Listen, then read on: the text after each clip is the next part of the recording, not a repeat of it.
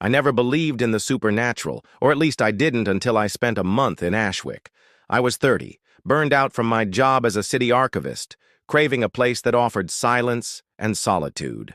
Ashwick, a small coastal town with jagged cliffs and a harbor perpetually foggy, seemed perfect. My friend Rowan had recommended it. "It's quiet," he'd said. "No tourists, no noise, and the sea has a way of keeping secrets." I rented a cottage overlooking the cliffs, a modest structure with peeling white paint and a lantern perched on the edge of the roof. The landlord, a stocky man named Edgar Holt, met me with a firm handshake and a solemn expression. "People come here looking for peace," he said. "Some leave. Some stay for reasons they can't explain." I laughed nervously, brushing off the ominous tone, but there was something in his gray eyes that lingered in my thoughts. The first few days were everything I'd hoped for. The wind carried the scent of salt and pine, gulls screamed overhead, and the waves crashed rhythmically against the cliffs. I unpacked my books, set up a small writing corner by the window, and immersed myself in a novel about an old lighthouse keeper whose life was a series of mysterious disappearances. The first night, a storm rolled in, thunder rumbling over the ocean. I had just settled into bed when I noticed a faint glow on the cliffside.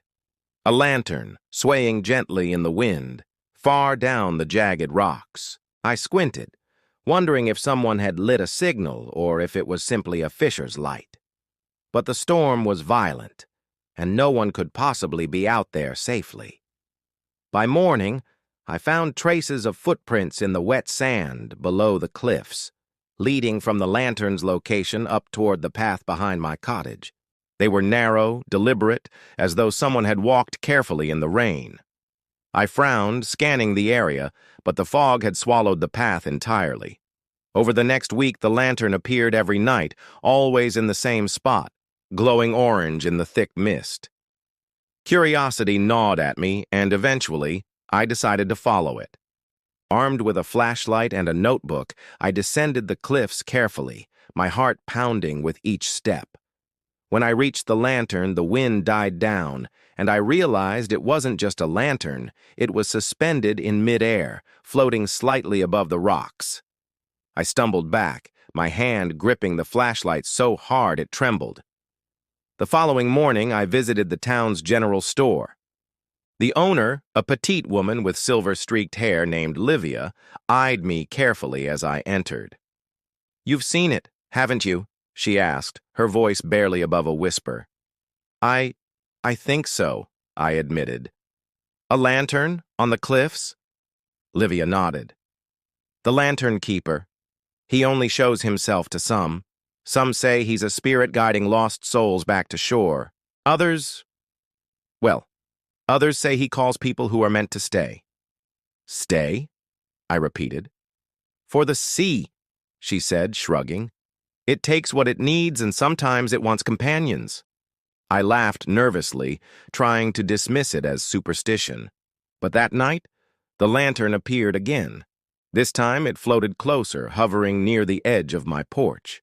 My pulse raced as a voice, faint and airy, whispered my name. "Adrian." I froze. The wind didn't carry sound like that.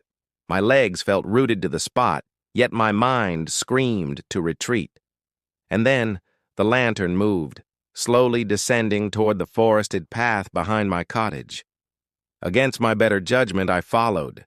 The path led me into a clearing I hadn't noticed before, nestled between twisted oaks and thorned bushes. At its center was a stone pedestal, weathered and covered in lichen. The lantern hovered above it, and beside it stood a figure, tall, thin, draped in a coat that shimmered like sea foam. His face was obscured by a hood, but his presence felt impossibly ancient.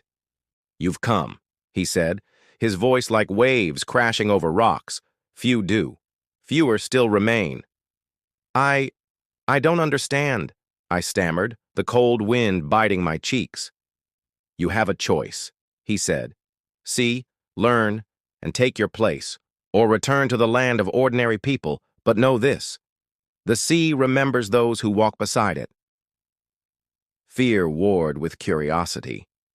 Something inside me, a part I had never known, pulled me forward, closer to the lantern and the figure. And then, as though sensing my hesitation, he raised a hand. The lantern's light expanded, bathing the clearing in a golden glow. Memories not my own surged through me. Fishermen lost in storms, lovers swept away by tides, a village buried in mist centuries ago. Each story etched itself into my mind. I can feel them, I whispered, tears running down my cheeks.